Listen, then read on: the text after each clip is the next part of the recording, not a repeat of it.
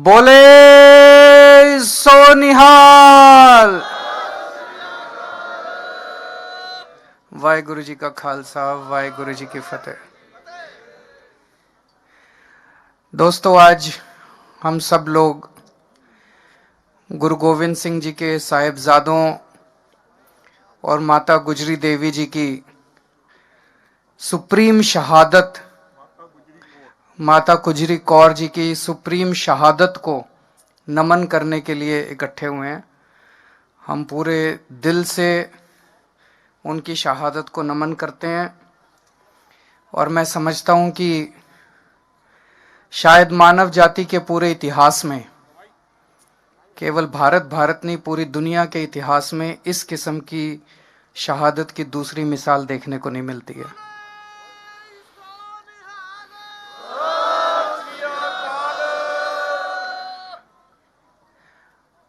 आज हमारे देश के किसान दिल्ली के बॉर्डर पे यहाँ पे आए हुए हैं। देश का किसान आज बहुत दुखी है। देश के किसान पे मुसीबत आई हुई है। इस टाइम हम लोगों को भी कितनी सर्दी लग रही है। एक जैकेट पहन रखी है, एक स्वेटर पहन रखा है, अंदर इनर पहन रखा है, मफलर पहन रखा है। आप सोचो, रात को जब इतनी ठंड हो जाती है, खुले आसमान के नीचे सड़क के ऊपर हमारे किसान भाई, माताएं, बच्चे पिछले 32 दिनों से सोने को मजबूर हैं। आखिर क्यों? सोच सोच के भी दिल कांप उठता है। 40 से ज्यादा लोगों की शहादत हो चुकी है यहां पे। आज इस मंच के जरिए, इतने पवित्र स्थान पे, इतने पवित्र मौके पे मैं हाथ जोड़ के केंद्र सरकार से अपील करता हूं।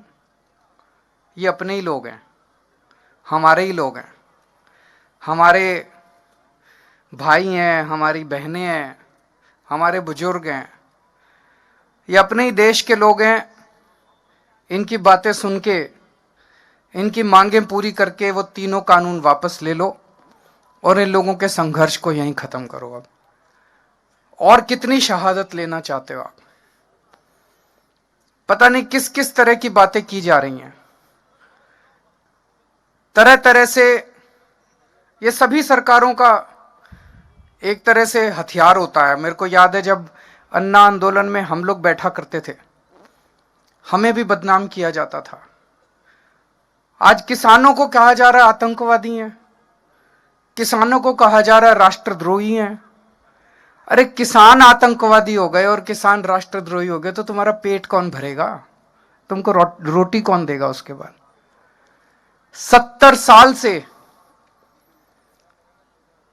किसानों को, अपने देश के किसानों को सबने धोखा दिया। सारे नेताओं ने धोखा दिया, सारी पार्टियों ने धोखा दिया। किसानों ने केवल और केवल धोखा देखा है अभी तक। सारी पार्टियां कहती थी तुम्हारे लोन माफ करेंगे, किसी ने लोन माफ नहीं करे।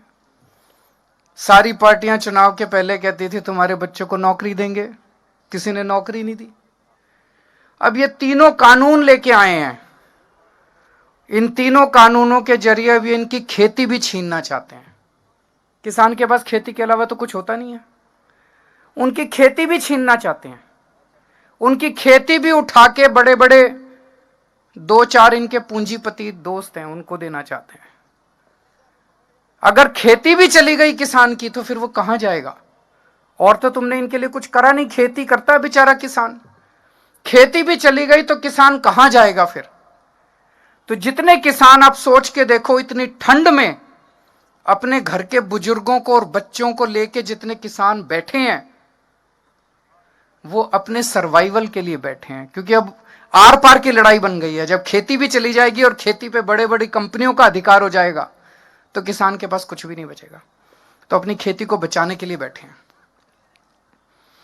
अभी केंद्र सरकार ने इन्होंने अपने सारे बड़े बड़े नेताओं को उतार दिया मैदान में। इन्होंने सारे मंत्री उतार दिए, सारे इनके मुख्यमंत्री उतार दिए इन्होंने मैदान में। आके भाषण दे रहे हैं, इस कानून से किसानों का फायदा है, इसके कारण मैंने इनके सारे भाषण सुने। अभी तक मेरे को एक भी नेता इनका नहीं मिला जो इस कानून का एक भी किसानों को क्या फायदा होगा ये बता सके। आप भी सुन लेना गूगल पे जाके, यूट्यूब पे जाके। जितने ये बड़े बड़े नेता आते हैं सारे क्या कहते हैं? कहते हैं जी हम बताएंगे क्या फायदा होगा। बताओ जी। कहते हैं इससे आपकी जमीन नहीं जाएगी। तो ये कोई फायदा हुआ? जमीन तो है ही आज हमारे पास।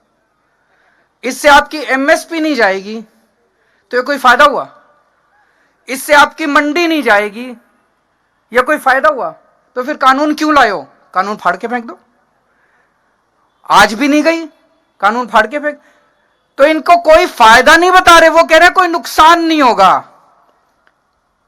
किसानों का कोई नुकसान नहीं होगा। तो फायदा किसका होगा? फायदा उनका होगा। यह साफ जाहिर है कि किसानों का कोई फायदा नहीं है। फिर एक फायदा बताते हैं ये, क्या फायदा? कहते हैं अब किसान मंडी के बाहर पूरे देश में कहीं भी अपनी फसल बेच सकता है। बताओ जी कहां बेचे? मैंने पूछा इनसे, मैंने कहा अभी बिहार में मंडी नहीं है, 800 रुपए क्विंटल बिक रहा है वहां पे फसल, तो आप यही बता दो 1850 एमएसपी है, 1850 से ज्यादा दाम पूरे देश में कहां बिक रहा है जहां हमारा बिहार और उत्तर प्रदेश का किसान जाके बेच ले? कोई जगह बता दो। मंडी के बाहर तो आधा दाम मिल रहा है, मंडी के बाहर तो 50% दाम भी नहीं मिल रहा। तो ये तो कोई फायदा नहीं हुआ। तो फायदा एक भी नहीं बता पा रहे ये लोग किसानों को। फायदा केवल और केवल पूंजीपतियों को है। केवल तो आज पूरा देश दो भागों में बटा हुआ है। एक वो लोग हैं, कुछ लोग हैं जो उन पूंजीपतियों को फायदा पहुंचाना चाहते हैं करोड़ों किसानों का नुकसान करके। एक वो लोग हैं जो किसानों के साथ खड़े हैं, और 4-5 पूंजीपतियों को नुकसान हो जाए तो क्या फर्क पड़ता है? अगर करोड़ों किसानों का फायदा हो रहा है तो उसके साथ खड़ा है देश। एक ये आरोप लगा रहे हैं किसानों को गुमराह किया जा रहा है। मैं आज यहां से चैलेंज करता हूं, मैं चैलेंज करता हूं केंद्र सरकार अपने सबसे बड़े, जिसको भी इसका पता है वो आ जाए और हमारे किसानों के नेता आ जाएं और पब्लिक में डिबेट कर लें दोनों को, किसको ज्यादा जानकारी है। कहते हैं किसानों को जानकारी नहीं है, किसान बता देंगे।